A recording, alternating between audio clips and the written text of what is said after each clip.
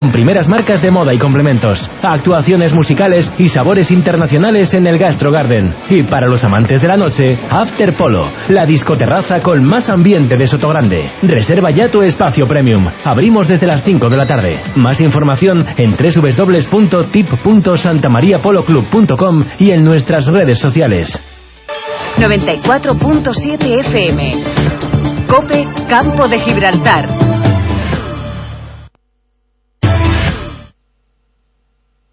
Las 2, la 1 en Canarias.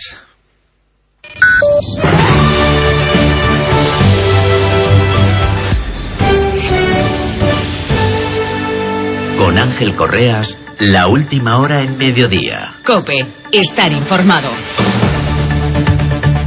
Muy buenas tardes, ¿cómo estás? En este último fin de semana del mes de julio, que es la antesala del mes de agosto, con bastante intensidad de tráfico en las carreteras españolas.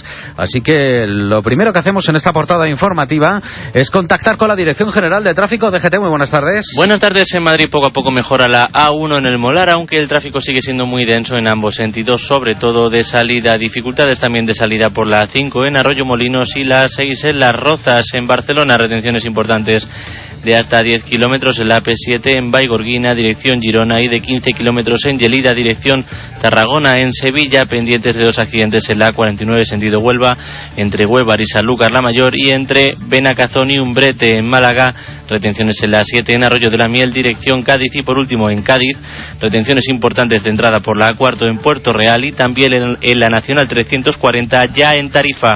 Precaución en las carreteras, y hablando de coches, hablamos de los taxis. El sector está en pie de huelga en las 2 principales ciudades españolas, en Madrid y en Barcelona. Un conflicto que se ha calentado bastante en las últimas horas con una decisión judicial que mantiene suspendido el reglamento que en Barcelona pretendía regular la actividad de los coches de plataformas como Uber y Cabify, a quienes el sector del taxi contempla como una auténtica competencia desleal. En Barcelona siguen las protestas y el corte de calles principales en la ciudad condal. En ellas estamos. Redacción de COPE en Barcelona. Edgar Piña, muy buenas tardes. Buenas tardes. Estamos en el centro de la ciudad de Barcelona y ahora mismo lo que vemos son calles prácticamente colapsadas de taxistas. Es el caso de Passeig de Gràcia y Gran Vía de las Corts Catalanas, donde los coches de los taxistas ocupan casi toda la totalidad de la carretera, imposibilitando la circulación de otros vehículos. Hacia las 12:30 ha habido una nueva asamblea en la que el portavoz de Élite Taxi, Alberto Álvarez, ha asegurado que el Ministerio de Fomento está teniendo una reunión ahora mismo donde se está discutiendo este tema. A las 5 va a haber otra nueva asamblea del sector del taxi. Vamos a estar pendientes de lo que está ocurriendo en Madrid. Varias asociaciones del taxi también han convocado lo que califican como huelga espontánea e indefinida, y esto, recuerden, en plena temporada alta de turismo. Hoy es muy difícil, la verdad, coger un taxi tanto en Madrid como en Barcelona. Y ya está de vuelta en Bruselas el fugado Carles Puigdemont. Esta mañana el independentismo ha montado un show en el que ha reunido a los actuales consejeros de la Generalitat con los fugados. Un paripé que ha estado encabezado por el actual presidente Quim Torra y el propio Puigdemont. Más de lo mismo. Puigdemont anuncia que seguirá viajando por Europa y aprovecha para presionar a Pedro Sánchez. Corresponsal comunitario José Luis Concejero, buenas tardes. Buenas tardes. Después de 4 meses en Alemania, Carles Puigdemont ha vuelto a Bruselas. Ha venido con ganas, ya que amenaza al presidente del gobierno, Pedro Sánchez. Su apoyo a la moción de censura que acabó con Mariano Rajoy no fue un cheque en blanco y por lo tanto tiene que tomar decisiones. Y desde la más alta responsabilidad política que hay en el Estado español, ¿cuál es la receta para solucionar políticamente la petición del ejercicio de la autodeterminación del pueblo catalán? Es fácil. Ha reconocido que el presidente de Cataluña es Quim Torra. Esta tarde tendrá lugar una ceremonia, así lo han llamado, llena de palmeros cuando vuelva a su residencia que tiene alquilada en la localidad de Waterloo. A razón de 4.000 euros al mes ese alquiler. Y se vuelve a repetir una pregunta clave. ¿De dónde sale el dinero para pagar todo este show independentista? En Madrid, una reyerta en el distrito de Carabanchel ha dejado esta madrugada a un chico de 19 años muerto por una puñalada directa en el corazón. Emergencias intentó su reanimación dándole directamente un masaje cardíaco metiendo las manos por la cavidad torácica, pero la herida que sufrió este chico era mortal. La policía ha detenido a 4 personas, 2 de ellas menores de edad, y trabaja con la hipótesis de una nueva pelea entre bandas latinas. Y ahora sí, vamos ya con los deportes. Víctor Plaza, se va terminando el Tour de Francia. Sí, está en marcha la última etapa del Tour de Francia, una contrarreloj de 31 kilómetros que decidirá al ganador de esta edición. Thomas lo tiene casi hecho gracias a los 2 minutos y 5 segundos de ventaja sobre Dumoulin y a los 2 minutos y 24 segundos sobre Roglic. Fórmula 1, según adelanta el director de Cope GP, Carlos Miquel, Carlos Sainz correrá en McLaren la próxima temporada independientemente del futuro de Fernando Alonso. Y en el Gran Premio de Hungría, Vettel ha vuelto a ser el más rápido en los últimos entrenamientos por delante de Bottas, Raikkonen y Hamilton. Séptimo puesto para Sainz y 14º Alonso. A las 3 la clasificación. El Real Madrid vuela a las 5 de la tarde a Miami. Isco ya se ha entrenado con sus compañeros y en Estados Unidos se unirá Ramos, Carvajal y Keylor Navas. En Barcelona se enfrenta a las 5 de esta madrugada al Tottenham en el primer amistoso de pretemporada. Otros partidos esta tarde: Benfica, Juventus, PSV Valencia, Chelsea, Inter, Betis, Lille. El juego, el Arsenal 1, PSG 0. Y esta noche a las 10:15, gran cita con la selección española de waterpolo que se juega ante Serbia la medalla de oro en el Europeo de Barcelona. Buscamos también más noticias de este sábado ya 28 de julio. Paco Delgado. 240 inmigrantes han sido rescatados por Salvamento Marítimo y Guardia Civil mientras intentaban llegar a las costas españolas a través del Estrecho de Gibraltar. Viajaban en 12 embarcaciones y entre ellos se encontraban 15 mujeres y un bebé, la mayoría de ellos de origen subsahariano. En clave política, el que fuera ministro de Fomento en la última legislatura del Partido Popular en el gobierno, Íñigo de la Serna, ha anunciado su retirada de la política. De la Serna se va después de 20 años en la política tras haber sido también alcalde de Santander y de haber apoyado recientemente la candidatura de Soraya Sáez de Santa María a presidir el PP. Y el actual ministro de Fomento, José Luis Ábalos, se ha referido al conflicto catalán desde León, donde ha asegurado que aunque siempre han defendido la ley, ahora les toca hacer cumplir la ley. En un acto con motivo del Día de la Rosa, Ábalos ha querido recordar la intención del Ejecutivo de optar por el diálogo con el Gobierno de la Generalitat. Seguimos trabajando en los informativos COPE para volver a las 2:30, la 1:30 en Canarias. En el informativo Mediodía ahora te quedas con El Espejo, con Álvaro Real. Ángel Correas. Mediodía. COPE. Estar informado.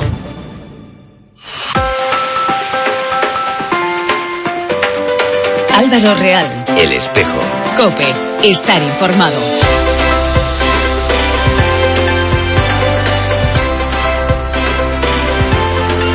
Muy buenas tardes. La situación en el Estrecho comienza a ser dramática.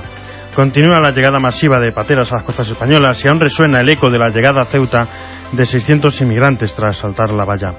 También el sufrimiento de los 22 guardias civiles heridos por cal viva. La situación es muy compleja. Me gustaría poder darles una solución a este problema, pero no es fácil. Lo siento, no la tengo. No creo que nadie la tenga. Lo que sí que tengo claro es que en estas cuestiones no existen buenos y malos, y que no podemos caer en fáciles maniqueísmos. Los 600 inmigrantes que saltaron la valla, 200 que llegan a diario a las costas, no son delincuentes. No vienen a invadirnos, no quieren quitarnos puestos de trabajo, ni vienen a destrozar nuestro sistema de vida. Huyen de la guerra, del dolor, del hambre. ¿Acaso alguien piensa que hacen ese dramático viaje por gusto? También tengo claro que siempre estaré con los guardias civiles que se encuentran estos días en la frontera, en la valla de Ceuta y Melilla, con esos 22 guardias civiles heridos, con sus familias, que no pueden entender cómo pueden ser atacados. Hacen su labor muy bien, por cierto. Cuidan que se cumpla la legalidad y son imprescindibles, necesarios. ¿Acaso alguien piensa que son seres insensibles con el dolor humano? ¿Se piensan que están ahí, en primera línea, por gusto? No equivoquemos el tiro, sobre todo los cristianos. No existen buenos y malos en esto. El problema está en el origen, en la guerra, en el dolor, en la pobreza, en un sistema perverso que permite ciudadanos de primera y de segunda. En un mundo donde nacer en Europa te hace privilegiado y nacer en África un desgraciado. La solución no vendrá ni por poner más concertinas ni por quitarlas, ni por abrir la frontera ni por cerrarlas a cal y canto. Sinceramente, no tengo ni idea de cómo puede solucionarse. Ahora bien, en todo esto existe un tercer actor que habría que destacar: las Cáritas diocesanas, las ONGs, los ciudadanos de a pie que ayudan en lo que pueden. De esos nadie o pocos hablan y son realmente protagonistas, héroes de estas historias. Insisto, no sé cuál es la solución, pero sí la obligación de un cristiano, la de ser el buen samaritano, como dice Papa Francisco: acoger, proteger, promover e integrar.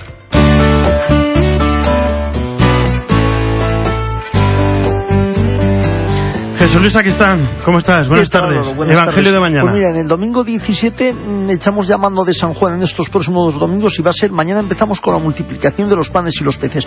Claro, diríamos, símbolo de Cristo y Eucaristía que se nos da en alimento a todos, pero yo quiero ir incluso un poco más allá. Fíjate, a veces, Álvaro, tú puedes decir, tengo curiosidad por algo. Bueno, pues yo voy a alimentar tu curiosidad remediándola. Bueno, pues el Señor les dice a los discípulos, ¿qué vamos a hacer? ¿Cómo vamos a dar de comer a tanta gente? No dice vosotros, sino dice yo y vosotros, se mete él también.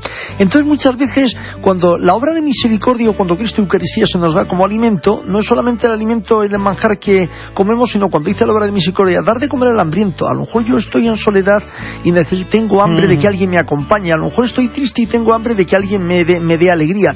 Bueno, pues cuando el Señor ayer alimenta a la gente, o cuando el Señor mañana, quiere decir, alimenta a la gente en el Evangelio, lo que nos quiere decir es que en ese alimento va también el acompañar, el acoger, como decíamos antes del Papa, el saber perdonar, proteger, promover. Es decir, como cuando decimos cualquier otra palabra, el alimento es muy profundo, no solamente lo espiritual, porque no solo de pan vive el hombre, sino también lo material, lo humano, lo espiritual, todo. Así que un poco es ver qué tenemos que hacer por los demás. Pues muchísimas gracias, Jesús Luis. Hasta mañana. Y hoy comenzamos hablando de la empresa más loca del mundo. Cristina Sánchez, ¿cómo estás? Buenas tardes. ¿Qué tal? ¿Cómo estáis?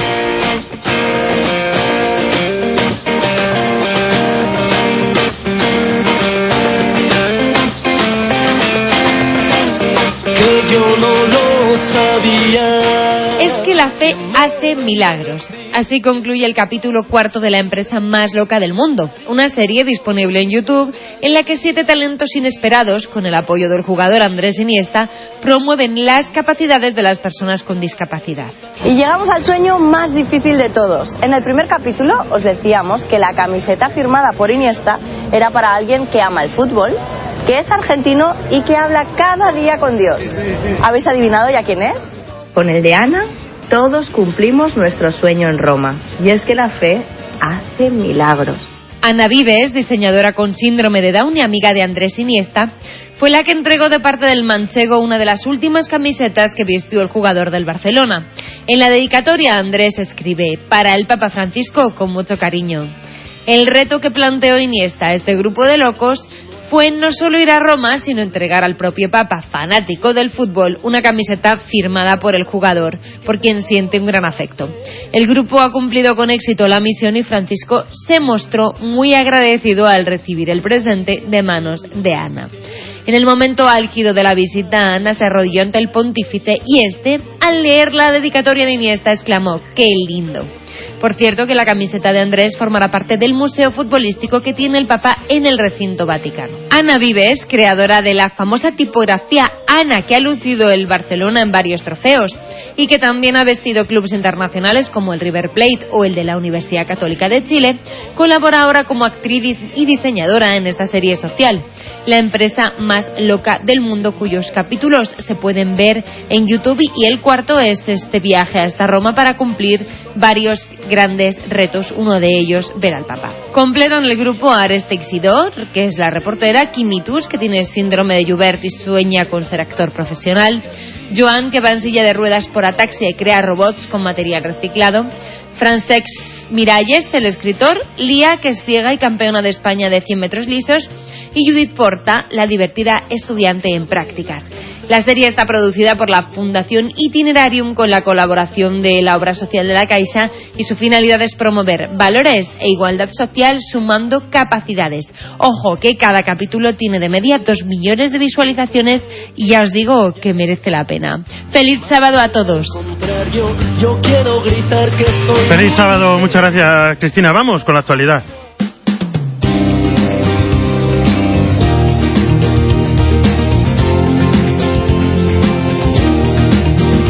Las 2:13, 1 menos en Canarias, último sábado de julio. El Papa Francisco está de vacaciones.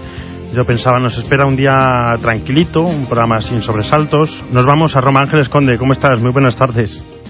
Buenas tardes, Álvaro. Y viene el boletín del día y viene con sorpresa, con importante noticia. Cuéntanos. Así es, con un escueto comunicado, la oficina de prensa del Vaticano ha informado de una decisión del Papa Francisco sobre el cardenal McCarrick, arzobispo emérito de Washington, ya sabes, acusado de haber cometido abusos sexuales a menores. El purpurado presentó al Papa su renuncia como miembro del colegio cardenalicio y Francisco la ha aceptado. Además, el Santo Padre ha decretado su suspensión del ejercicio de cualquier ministerio público y la obligación de que se retire a una casa para llevar allí una vida de oración y penitencia hasta que se aclaren las acusaciones que pesan sobre él en el oportuno proceso canónico. En el mes de junio, Theodore McCarrick fue temporalmente apartado de cualquier ministerio público tras esta denuncia calificada como creíble por el abuso sexual a un adolescente cometido hace unos 45 años.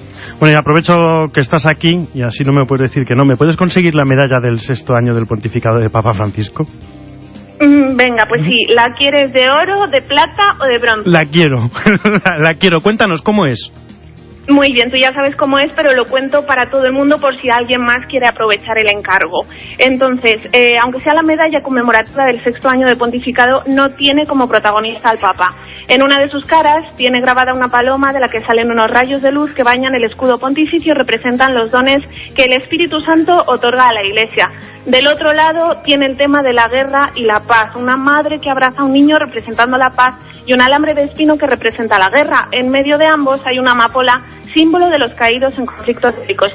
Además, la inscripción: nada se pierde con la paz, todo se pierde con la guerra, que es una frase de un mensaje radiofónico que emitió el Papa Pío XII en 1939 en los albores de la Segunda Guerra Mundial. No me digas que no es bonito, ¿no? Nada se pierde por la paz, todo se pierde por la guerra. Es para tenerla, ¿eh? Efectivamente, sí, efectivamente. Y por desgracia nos recuerda que el tema de la guerra sigue estando muy presente en nuestros días.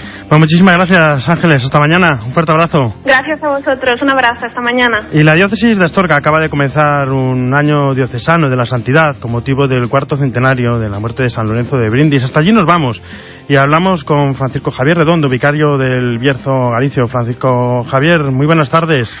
Muy buenas tardes. ¿Por qué celebrar un año diocesano de la santidad? Bueno, pues como pretexto nos da ocasión para celebrarlo, que este año se conmemora el 4º centenario de la muerte de San Lorenzo de Brindis, cuyas reliquias se guardan en el monasterio de la Anunciada de Villafranca, en nuestra diócesis. Y como contexto, pues este año lo queremos dedicar de manera especial a la santidad, un poco teniendo presente la exhortación apostólica del Papa Francisco, esta llamada a la santidad. ¿Qué podemos aprender de San Lorenzo de Brindis? ¿Qué nos enseña al hombre de hoy? Porque los santos de toda época siempre tienen una enseñanza para todos. Pues sí. San Lorenzo de Brindis, doctor de la Iglesia, fue un hombre, en primer lugar, que participó de la realidad social y política de su tiempo, y por otra parte también ha sido un hombre extraordinario de letras, especialmente en su conocimiento de la Sagrada Escritura, de la palabra de Dios. ¿Y cuáles son los objetivos y las actividades del año? Vamos, ¿qué tenéis preparado? Pues el año lo hemos comenzado este 21 de julio, hemos tenido la inauguración precisamente en el monasterio de la Anunciada, con la apertura del año diocesano de la santidad, en el que también estuvo presente con nuestro obispo Juan Antonio, el cardenal emérito Carlos Amigo. Y en el decreto de convocatoria para este año de la santidad, pues nos proponen 4 objetivos.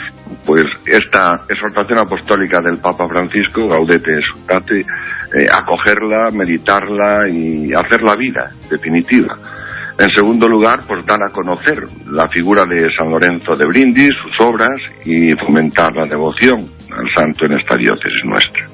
Y también proponer formas de vida y caminos de santidad actual para renovar a los fieles en el deseo de vivir santamente, también como se nos propone en la exhortación apostólica. Y por último, pues hacer memoria de los santos y beatos de nuestra iglesia particular de Astorga, en el sentido de que, bueno, pues estos santos de al lado, los que son más familiares a nosotros. Pues Francisco Javier Redondo, vicario del Bierzo Galicia, de la diócesis de Astorga, muchísimas gracias por estar con nosotros y que vaya todo muy bien en este año diocesano de la santidad. Muchas gracias. Un fuerte abrazo. Igualmente, un abrazo. Álvaro Real. El Espejo. COPE. Estar informado. En la tarde de COPE, la próxima temporada seguimos siendo diversión. Seguimos siendo la radio que te entretiene. El origen de estos gases, la radio que te informa. que te acompaña. Estamos muy pendientes de esa última hora. En COPE, la próxima temporada, de lunes a viernes, de 3 a 7, Pilar Cisneros es la tarde. Fernando de Aro es la tarde. Del 15 al 19 de octubre, Isabel la Católica reinará de nuevo en Valladolid. Rectores hispanoamericanos, obispos y doctores participarán en el Simposio Internacional sobre la Reina y la Evangelización Americana. Ponencias de expertos mundiales, visitas a lugares isabelinos, propuestas culturales. Si te interesa esta emblemática mujer, infórmate en www.reinacatólica.es e inscríbete por tan solo 30 euros. Lady Sarah Ashley, una auténtica aristócrata viviendo entre nosotros. Bienvenida a Australia. Nicole Kidman. Pienso luchar para que Faraway Downs recupere su esplendor. Mi padre se dejó la vida para que gente como usted se hiciera rica. Faraway Downs me pertenece. Hugh Jackman. Para esos pretenciosos yo soy como un negro. ¡No dejes que me lleven! ¡No quiero ir! No es nuestro hijo, es un niño aborigen. Australia. El sábado por la noche, estreno en 13. Álvaro Real. El Espejo. COPE. Estar informado.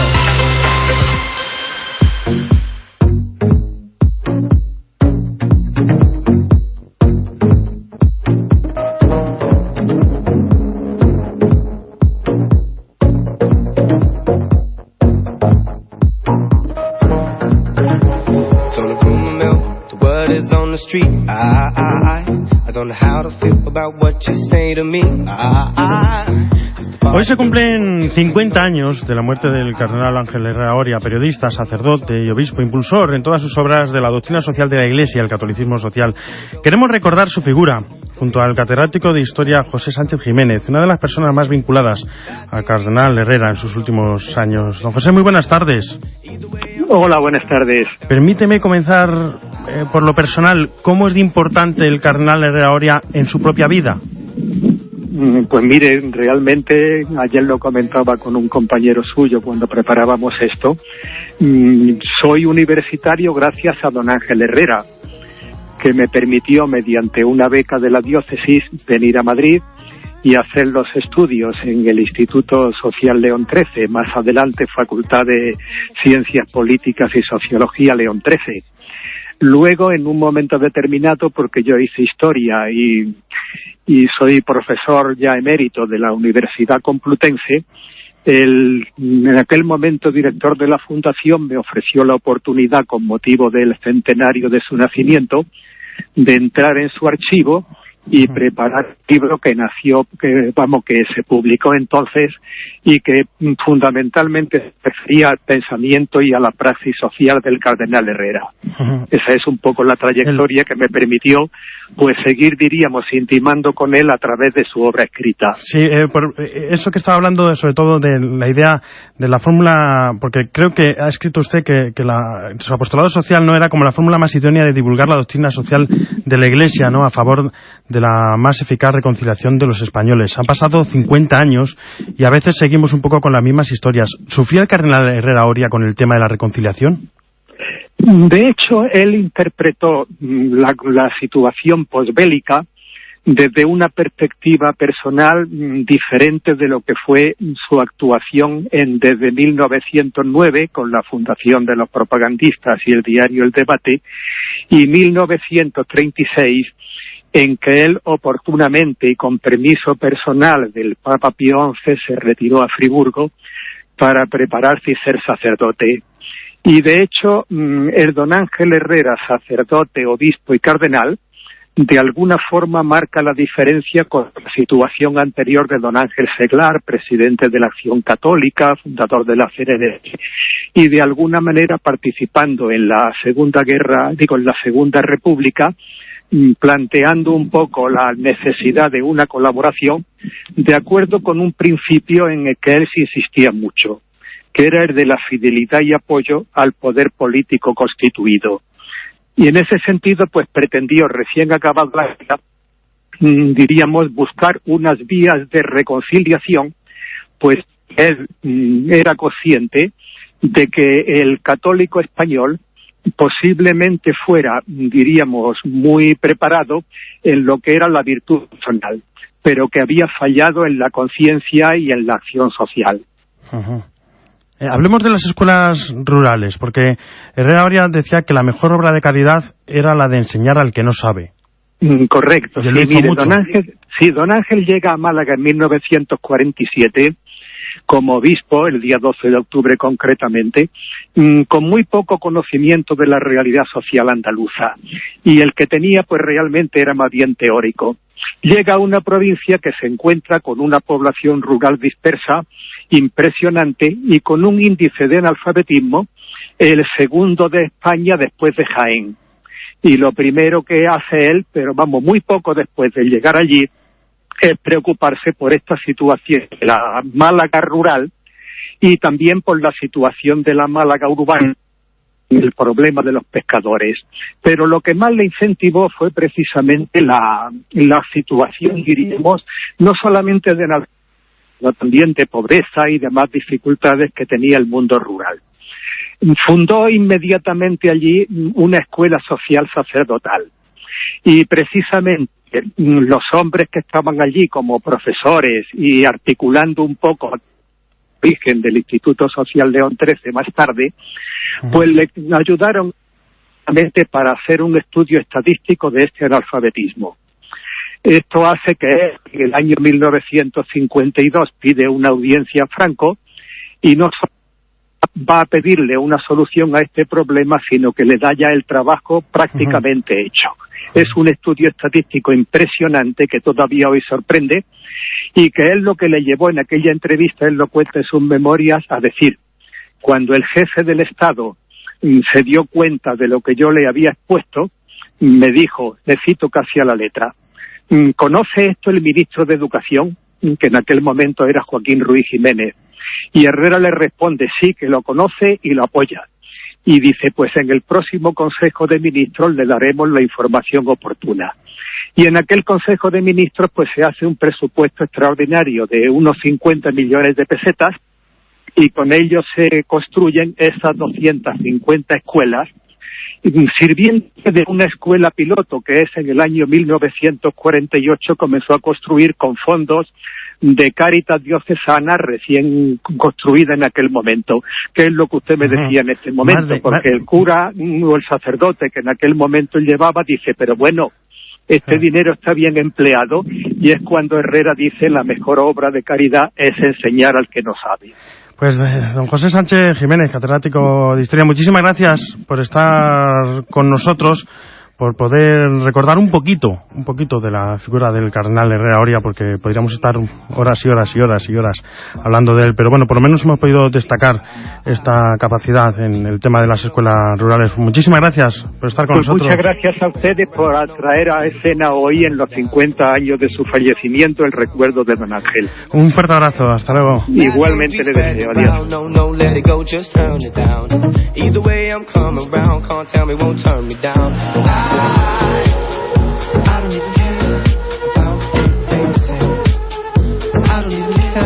Y terminamos hablando de la situación social actual, del relativismo, de la ideología de género. María Alcudia, ¿cómo estás? Muy buenas tardes. ¿Qué tal, Álvaro? Muy buenas tardes. Esta semana celebrábamos la festividad de Santiago Apóstol. En su homilía en este día, su arzobispo, Monseñor Julián Barrio, recordaba la descristianización y el deterioro moral de la vida personal, familiar y social que vivimos en España. En este sentido, quiero recomendarte la lectura también de una de las últimas cartas pastorales del arzobispo de Valencia, titulada Desafíos y retos, en la que también me parece hace un diagnóstico muy acertado de los tiempos que vivimos, donde se nos quiere sigilosamente imponer un nuevo orden legislativo, político, cultural y social. Dice el cardenal Cañizares que en España el proyecto responde a una concepción ideológica basada en una ruptura antropológica radical, asentada sobre algunos pilares básicos e interrelacionados. Bueno, ya lo sabes, ¿no? El relativismo moral, el laicismo, que poco tiene que ver con una sana laicidad del Estado y de la sociedad, la ideología de género, presentada como igualdad y no discriminación, pero camuflando o ocultando la carga de profundidad y de destrucción humana que comporta. Se trata de un proyecto, bien sabemos, de transformación de una nueva sociedad, con una nueva lectura de la historia, con nuevas personas, nueva mentalidad, que asuman con normalidad el laicismo, el relativismo, la ideología de género de la que te hablaba, que implanten nuevas leyes sociales que lleguen incluso a expulsar a la Iglesia del espacio social. Bien lo vemos en estos primeros días de nuevo gobierno, con temas como la no defensa de la vida, la educación. Por tanto, es necesario ser lúcidos y estar atentos a lo que nos llega. La fe, nos recuerda el prelado, no es únicamente para vivirla en el interior de la conciencia y en la esfera privada. No se trata de imponer ni juzgar a nadie, sino, como dice el cardenal Cañizares, en expresión teresiana, de caminar en verdad ante las realidades de nuestra historia, no dejando que se oculte ni se silencie a Jesucristo, que ilumina los desafíos y retos de hoy. Tenemos trabajo, claro que sí, por delante, pero también muchos ejemplos de quienes nos precedieron. San Pedro no cayó su fe, no se rebajó a compromisos, porque la fe no se negocia. No olvidemos, como nos ha advertido también el Papa en numerosas ocasiones, que cuando comenzamos a recortar la fe, a negociarla y venderla al mejor postor, comenzamos entonces el camino de la apostasía o de la no fidelidad al Señor. Hasta la semana que viene. Hasta la semana que viene, y muchas gracias, Mario. Nosotros no tenemos tiempo para más. Mañana volvemos, ya saben, a las 2 y 5 de la tarde, en la producción Jesús Luis Sacristán, en el control técnico Enrique Gómez.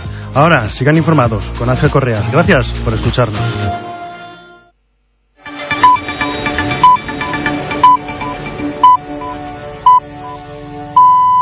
Las 2:30, la 1:30 en Canarias.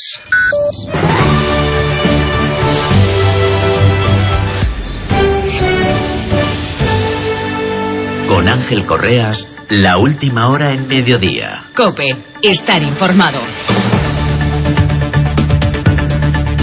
Muy buenas tardes, ¿cómo están? Y espero que a la sombra, en este último fin de semana de julio, en el que una decena de provincias españolas se encuentran en alerta por altas temperaturas, especialmente en la zona mediterránea, donde se pueden rondar los 40 grados, una temperatura que perfectamente podríamos estar alcanzando en este punto de la tarde. También está subiendo la temperatura en el sector del taxi, en toda España, en pie de huelga en las dos principales ciudades españolas, en Madrid y en Barcelona. El detonante de este último conflicto, el que estamos viviendo ahora mismo, este fin de semana, ha sido el revés judicial que el sector del taxi ha recibido una vez que los tribunales mantienen suspendido un reglamento que pretendía regular en Barcelona la actividad de los vehículos con licencia VTC, que para resumir son esos vehículos de plataformas como Uber y Cabify. El reglamento sigue en suspensión porque lo han decidido los tribunales y no ha gustado nada en el sector del taxi, que mantiene el pulso. Hoy, durante buena parte de la mañana, ha permanecido cortada y, de hecho, puede que todavía siga así, una de las arterias principales, la Gran Vía de la ciudad condal. Lo que pedimos es eso, que se cumpla la ley que hay. Es que esta reunión ya se ha hecho hace un año para atrás. De hace un año nos llevan arrastrando y lo que están metiendo más licencias que no pueden meterlas. Nos están engañando diciendo que para Madrid, si es para Madrid, luego de Madrid nos dicen que es para Barcelona, el Ayuntamiento de Barcelona, y así ya ahora estamos hartos. Y esto ya están diciendo los taxistas en su protesta en Barcelona. Los taxistas reclaman que se cumpla como mínimo la proporción legal de una licencia VTC por cada 30 del taxi. Un conflicto que, como les digo, se está extendiendo, y en solidaridad varias asociaciones de Madrid ya han anunciado esta misma mañana que inician también una huelga espontánea. Lo mismo está ocurriendo en otras comunidades autónomas. Por ejemplo, lo acaba de hacer también la Asociación de Taxi de La Rioja. El tema es complicado, divide a las diferentes administraciones e incluso al sector del taxi sobre cuándo y cómo llevar a cabo las protestas, ya que a algunos, la verdad, se les ha ido la mano y se han producido incidentes con los conductores de vehículos VTC. En el aeropuerto de Barcelona han llegado a volcar un coche, le han puesto ruedas arriba, literalmente. Hay 20 identificados tras este incidente. Huelga del taxi que llega en plena temporada, no se nos olvide, temporada alta de turismo, y que está afectando a las estaciones y aeropuertos de Madrid y de Barcelona. De hecho, sin ir más lejos, en Barcelona, AENA ha recomendado el uso del metro para acceder al aeropuerto de El Prat. Vamos a estar muy pendientes, vamos a estar en la calle, de hecho, con lo que está ocurriendo con esta huelga del sector del taxi, pero además hay 3 noticias que debes de conocer hasta ahora, noticias que te vamos a contar con la ayuda de Samuel del Río.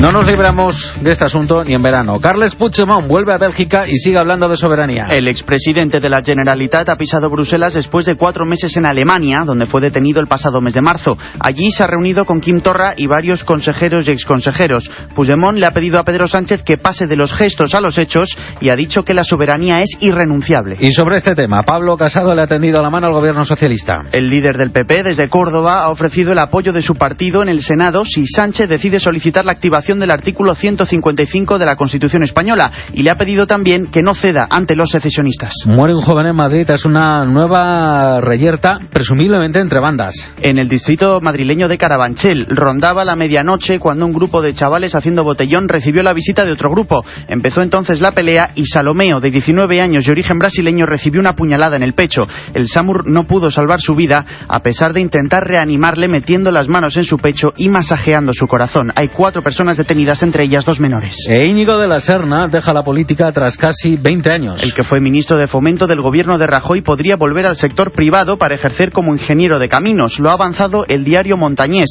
De la Serna fue también alcalde de Santander y apoyó a Soraya Sáenz de Santamaría en las primarias del Partido Popular. Bueno, a esta hora ya les digo que es el último fin de semana del mes de julio, lo que quiere decir que es la antesala, es el hall, podríamos decir, en el calendario del mes de agosto. Así que tenemos una cita a la DGT y bastante movimiento en las carreteras españolas. Vamos a ver qué nos cuentan en la Dirección General de Tráfico. Buenas tardes. Buenas tardes. En Madrid, circulación intensa en la A1 en el Molar en ambos sentidos, sobre todo de salida, dificultades también de salida por la A6 en Las Rozas en su incorporación desde la M50 en Barcelona, dificultades en Lleida, dirección Tarragona, en Málaga, retenciones en la A7 en Arroyo de la Miel, dirección Cádiz, y por último en Cádiz, retenciones importantes de entrada por la A4 en Puerto Real y también en la Nacional 340 en Tarifa.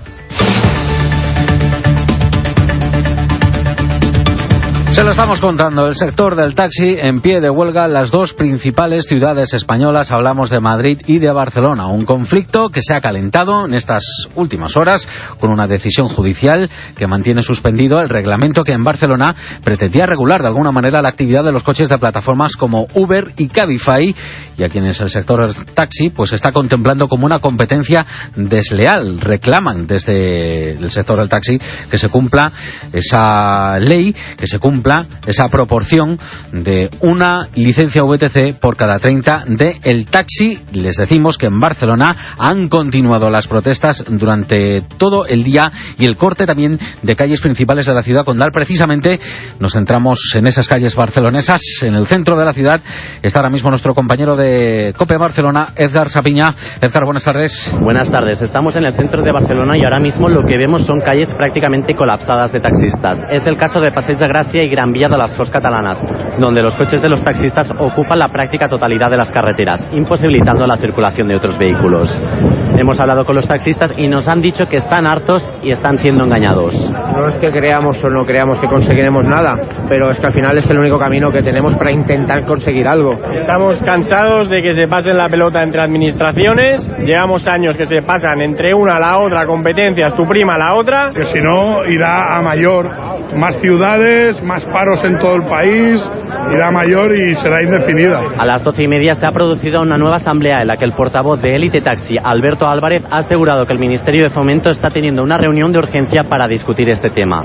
Además, los taxistas van a hacer otra asamblea a las 5. Esto está pasando ahora mismo en las calles de Barcelona. También se están sumando a la huelga los taxistas en Madrid. La verdad es que es bastante difícil encontrar un taxi hoy en las calles madrileñas.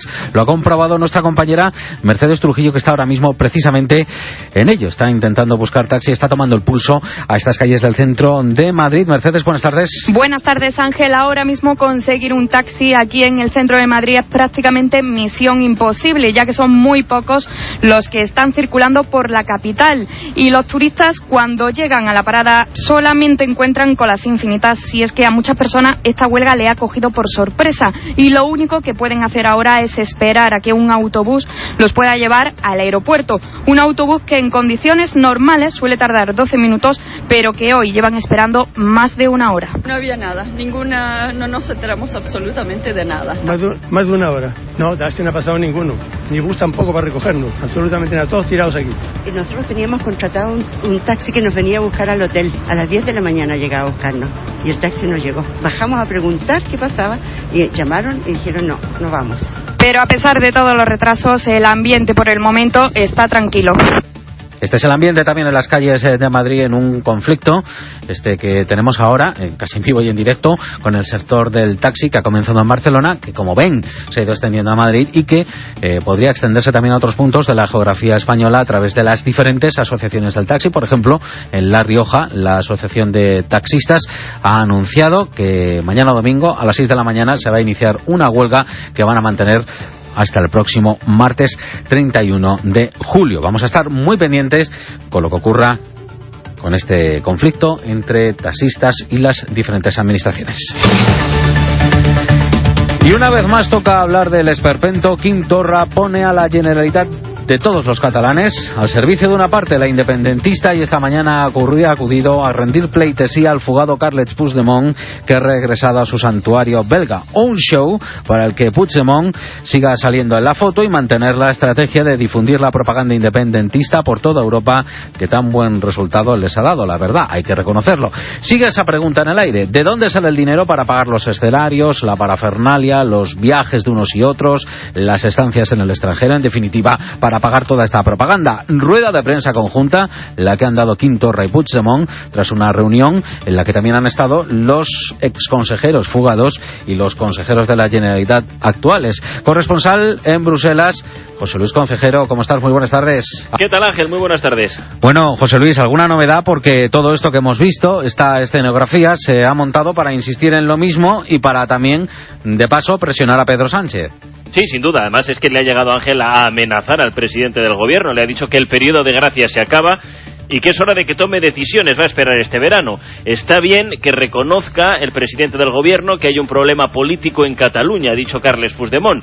Eso sí, es el momento de passar de les paraules a los hechos. Que hi haurà un moment en què aquest període de gràcia s'haurà acabat, setembre, pues octubre. Llegará un momento en el que el periodo de gracia se acabe, ha dicho Carles Puigdemont. Será en septiembre, octubre, después del verano, con el juicio de los presos políticos. Pedro Sánchez tendrá que explicar cuál es su receta. Ha venido con ganas de guerra Ángel Carles Puigdemont. En Alemania sí que es verdad que adoptó un perfil un poquito más bajo. Ahora ya de vuelta en Bruselas, carga con todo, amenaza incluso con retirar ese apoyo a Pedro Sánchez si no se sienta a resolver el problema de Cataluña. Y lo que dice José Luis es que también va a seguir dando vueltas por Europa todo lo que pueda en esa estrategia de lo que llaman en el secesionismo internacionalizar el conflicto catalán. Sobre esto te iba a preguntar, ¿ha habido mucha expectación de medios internacionales? Había expectación, esto si lo hacemos a referencia o hacemos un símil con un estadio de fútbol, podríamos decir media entrada, ¿no? Porque había expectación en la delegación del gobierno en Cataluña, pero no ha sido ni mucho menos la rueda de prensa más multitudinaria que ha tenido lugar en Bélgica. Sí que es verdad que ha sido más importante y con más periodistas que las últimas que celebró en Bélgica, donde apenas iba ya la prensa española. En cualquier caso, Ángel, hay que recordar que la causa independentista siempre atrae a muchos palmeros, por eso en la rueda de prensa de hoy había parlamentarios y miembros del actual gobierno catalán. A las 4 de la tarde, eso sí, todos van a ir a Waterloo, a la casa que tiene alquilada y que cuesta, recuerden, 4.400 euros al mes. Importante, es una casa sin más, Ángel, como la tuya, como la mía. Eso sí, ellos dicen que es la sede del gobierno catalán en el exilio. Bueno, pues ahí lo tienen. José Luis, gracias. Un abrazo fuerte, Ángel. Acaba de referirse a todo este asunto independentista el secretario general del PSOE y además ministro de Fomento, mientras el independentismo está presionando con los votos del Congreso que necesita el PSOE tras esa moción de censura. El gobierno de Pedro Sánchez, intenta medir los pasos. José Luis Ábalos, como les digo, desde León, acaba de hablar de firmeza frente al secesionismo, frente a esas ideas independentistas que hoy han vuelto a poner encima de la mesa desde Bruselas, pero también el PSOE no deja de hablar de diálogo. Redacción de COPE en Castilla y León, Juan Pascual. El ministro de Fomento, José Luis Ábalos, asegura que siempre han estado con cumplir la ley, pero ahora como gobierno van a hacer que se cumpla. Un claro mensaje a los independentistas catalanes que auparon a su partido a la Moncloa. Ábalos se ha referido además a la posibilidad del diálogo, siempre eso sí dentro de la ley. Siempre hemos estado por cumplir la ley y ahora como gobierno haremos cumplir la ley, las dos cosas. Con respeto a la legalidad. No hay otra posibilidad de dialogar. Incluso para cambiar la ley hay que dialogar, pero se respeta la ley. Y la ley se cambia respetando los procedimientos legales. El ministro ha asegurado además que cuando planteas rebajar el déficit a la falta de financiación, los populares se quejan por la votación realizada ayer en el Congreso y además ha asegurado que van a seguir gobernando durante mucho tiempo. Desde el Partido Popular ha tomado las riendas de este asunto catalán, del órdago que continúa. Su nuevo presidente, Pablo Casado, tiende la mano, atención, al gobierno de Sánchez para volver a aplicar el artículo 155, lo ha dicho en Córdoba, donde ha estado hoy Pablo Casado, redacción de COPE Andalucía, Inmaculada Cabello de Alba. El presidente del Partido Popular ha recordado que su partido va a seguir velando por el Estado de Derecho frente al desafío independentista. Si el gobierno de España sigue contemporizando y prestándose al chantaje de los secesionistas, solicitaremos la aplicación del 155 y además garantizándoles que cuando llegue al Senado tendrán los votos suficientes solo de nuestro partido. Casado ha anunciado que van a presentar una proposición no de ley de modificación del Código Penal para recuperar los delitos de sedición impropia y de convocatoria de referéndum ilegal. Este órdago belga del independentismo se quiere materializar en una entelequia denominada Consejo de la República, un nuevo ente que los independentistas han sacado de la manga, para mantener vivo políticamente al fugado Carles Puigdemont y tener abierto el chiringuito independentista todo lo que puedan en el extranjero. Como todo lo anterior, una estrategia de propaganda que, la verdad, solo se cree el secesionismo. Al menos, así lo ve el líder de los socialistas catalanes, Miquel Iceta. Este Consell es completamente irrelevante, no existe, solo existe en la cabeza de algunos, pero que ellos sepan, el presupuesto de la Generalitat no hay ninguna partida para subvencionar esta pseudo-institución. Por lo tanto, es una cosa que algunos quieren crear esta ficción de unas pretendidas instituciones que para nosotros no tiene ninguna existencia real. No tienen cap mena de existència real. Y la Policía Nacional está investigando si la muerte de un chico de 19 años y de origen brasileño anoche en Madrid tiene algo que ver o no con una nueva reyerta entre bandas latinas. Reyerta a base de navajazos. Ya se ha acabado. Samuel del Río. Era medianoche. Salomeo y sus colegas estaban haciendo botellón frente al número 117 de la calle Nuestra Señora de Valvanera, en el distrito de Carabanchel, en Madrid. Algunos llevaban a sus perros. Poco después llegó otro grupo de chavales. Ahí empezó la macropelea que acabaría en tragedia. Salomeo tenía solo 19 años. Era de origen brasileño y recibió una puñalada estrecha, como de un estilete, en la parte izquierda de su pecho. Así se encontró Emilio Benito, supervisor de guardia de SAMUR, a Salomeo horas antes del amanecer. Una herida que afectaba con toda seguridad a cavidad cardíaca y se encontraba en parada cardiorrespiratoria.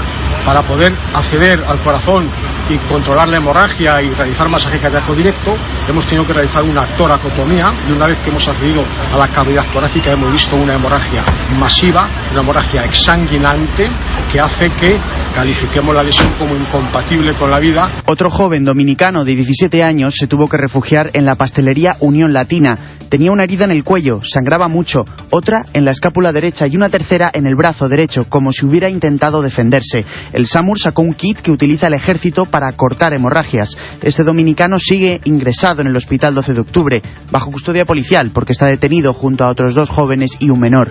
Uno de estos detenidos estuvo implicado en un homicidio del pasado mes de marzo, también en Carabanchel, donde murió un dominicano de 19 años tras recibir un disparo en el pecho. Todas las pruebas parecen reforzar la principal hipótesis de la policía, que la tragedia de anoche lleva puesto el sello de las bandas latinas. Pues eso es precisamente lo que investiga la Policía Nacional, si se trata o no de una nueva macro reyerta entre bandas latinas en la capital. Y un fin de semana más también estamos muy pendientes de lo que está pasando en el Mediterráneo, en nuestro Mediterráneo. Estamos pendientes de la complicada situación que están viviendo los servicios de rescate, salvamento marítimo y la falta de medios para acoger al ingente número de personas que están llegando o intentan llegar a nuestras costas españolas. Un ojo informativo puesto también en las fronteras de Ceuta y de Melilla después de ese salto masivo del pasado jueves. Miramos a las costas, precisamente. Paco Delgado, ¿qué situación tenemos ahora mismo, este sábado? ¿Cómo llevamos, vamos a decir, el fin de semana? 13 embarcaciones han sido localizadas por Salvamento Marítimo y Guardia Civil desde la madrugada de este sábado mientras intentaban llegar a la costa del Estrecho y el mar de Alborán. La mayoría son de origen magrebí y algunos subsaharianos y marroquíes. Entre los rescatados hay un bebé y 15 mujeres que siguen a bordo de los buques de rescate a la espera de auxiliar a un mayor número de pateras. Las labores de búsqueda de embarcaciones comenzaron casi a las 5 de la madrugada y en ellas han participado hasta 4 buques para rescatar a 256 personas Hasta el momento, en el municipio gaditano de Los Barrios, en un polideportivo de Algeciras, esperan 800 inmigrantes que han pasado la noche después de haber sido localizados en el estrecho a lo largo de todo el viernes. Una situación de desbordamiento que puede acrecentarse a medida que avance el fin de semana. La inmigración es una realidad que estamos viendo en las costas españolas. Hay otra estampa de las costas que no tiene nada que ver. Es la de miles y miles de personas que estas fechas están disfrutando ya de sus vacaciones en la costa o en el interior. Lo importante, bueno, pues es descansar y desconectar, la verdad, lo máximo posible. La Policía Nacional ha lanzado hoy una campaña en redes sociales con consejos básicos que a veces son tan básicos que se nos olvidan. Son consejos para tener un verano seguro, Javier Arias. En los vídeos aparecen varios policías nacionales dando consejos desde cómo evitar robos en nuestra casa hasta extremar las precauciones en playas, piscinas, en los traslados de vehículos y también en el uso de redes sociales. Es importante que cuando paremos en las áreas de descanso de las carreteras no dejemos los objetos personales a la vista. Sería conveniente que el niño llevase una pulsera con un número de teléfono. Hay que tener mucho cuidado con las wifis. Las wifis públicas, sobre todo, es un medio muy fácil para un hacker que está dando acceso directo a tu móvil. Es fundamental no dejar señales visibles de que la vivienda está desocupada o pedir a algún vecino que nos vacíe el correo periódicamente. Con nuestras pertenencias nos recomiendan evitar llevar mochilas o bolsos en la espalda y no dejar nuestras maletas a personas que no estén debidamente acreditadas. También debemos tener especial cuidado en lugares de grandes aglomeraciones y en Internet, no eligiendo páginas web poco fiables para hacer pagos o poner contraseñas y no publicar la fecha de nuestras vacaciones en redes sociales. Además, la Policía Nacional ha actualizado la oficina virtual de denuncias y se podrá denunciar en inglés, francés y alemán.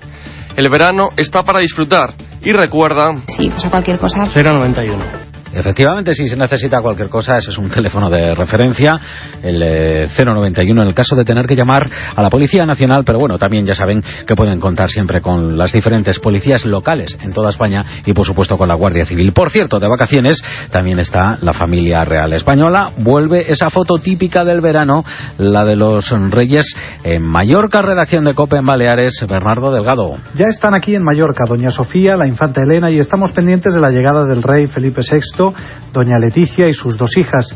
Sabemos ya que el rey Felipe VI recibirá este lunes por la mañana a las autoridades de Baleares.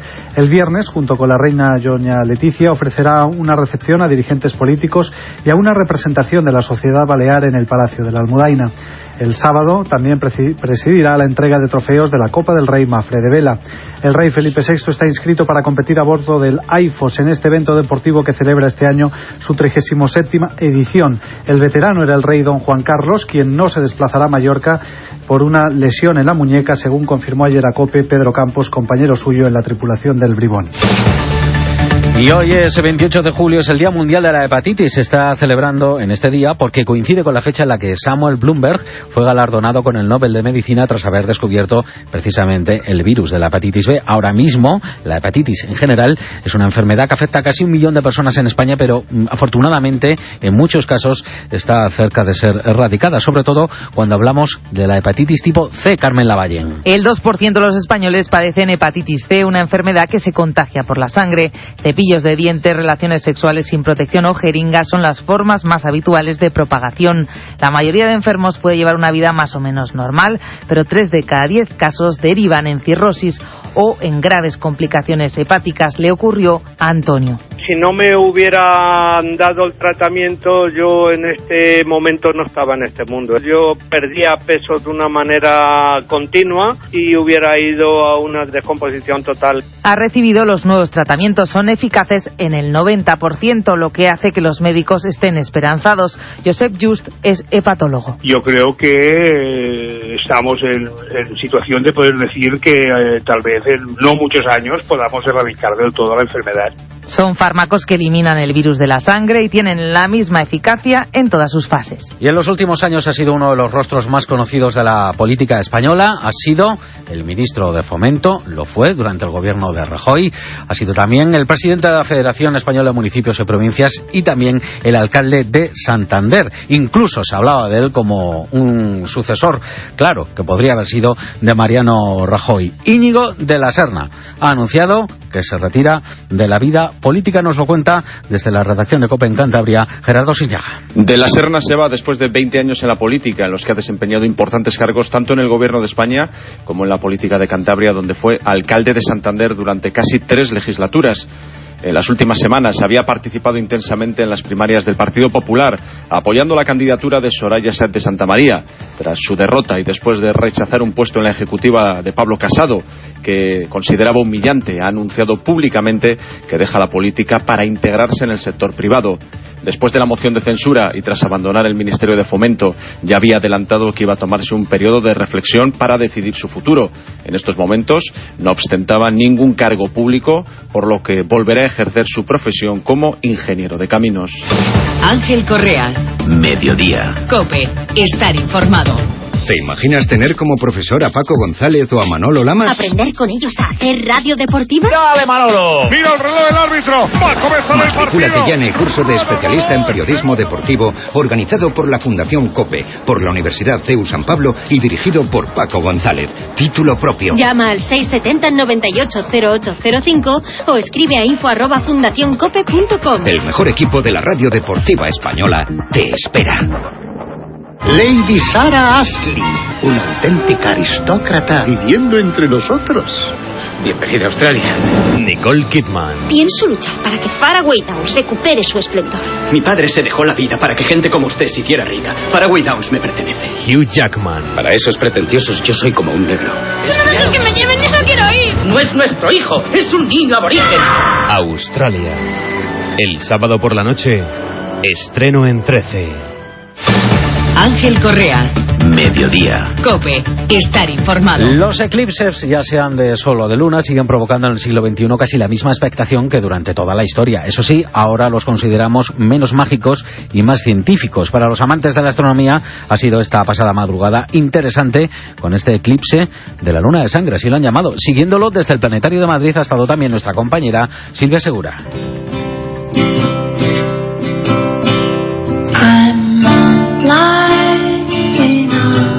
1 hora y 43 minutos. Ese es el tiempo que ha estado la Tierra colocada entre el Sol y la Luna esta noche, dando lugar al eclipse lunar más largo del siglo XXI, conocida popularmente como luna de sangre por el tono rojizo que adquiere el satélite durante el proceso. En Namibia se ha podido ver con claridad de principio a fin. Sabíamos que aquí vamos a tener seguro los cielos despejados y que las condiciones iban a ser muy buenas, pero además el eclipse ha sido muy oscuro. Eso pues ha provocado que la noche apareciera ahí una noche austral muy interesante. Así lo contaba desde allí en declaraciones a COPE Miquel Serra, astrónomo del Instituto de Astrofísica de Canarias. Pero aquellos madrileños que buscaban una experiencia similar algo más cerca, lo han podido lograr gracias al Planetario de Madrid, que ha convertido sus instalaciones en un observatorio gratuito que no ha dejado indiferente a nadie. Muy interesante, una luna roja no se ve todos los días. Dentro de una ciudad como Madrid, que tiene mucha contaminación lumínica, pues se ve peor, pero la verdad que es uno de los mejores sitios de Madrid para verlo. Nunca había tenido la oportunidad de ver un eclipse de este tipo. Son fenómenos de la naturaleza que tienen una explicación y que además pues dejan imágenes de mucha belleza, entonces pues es algo emocionante de vivir. Hacía más de 2 años que no se producía un eclipse total de luna visible en toda Europa. Probablemente tendremos que esperar otros 2 hasta que se produzca de nuevo, pero no se preocupen, que de la luna de sangre no, pero de la verdadera podrán seguir disfrutando durante todo el año y, por supuesto, mucho más de 1 hora y 43 minutos.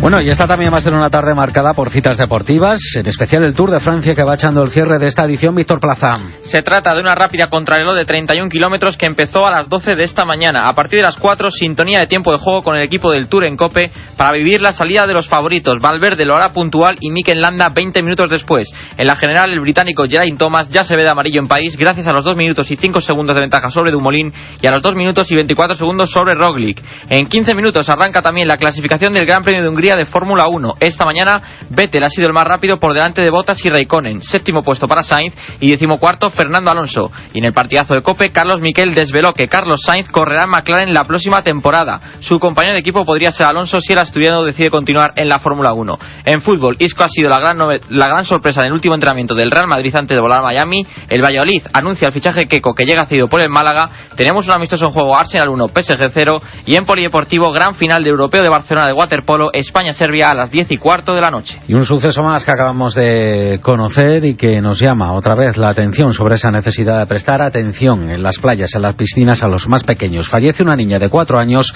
en una piscina de Marbella. Ha ocurrido a las 10:30 de esta mañana en esta localidad malagueña, cuando la pequeña estaba jugando al borde de esa piscina. Estamos a menos de 2 minutos para que den las horarias de las 3 de la tarde. Enseguida actualizamos la información y vamos con el Grupo Risa.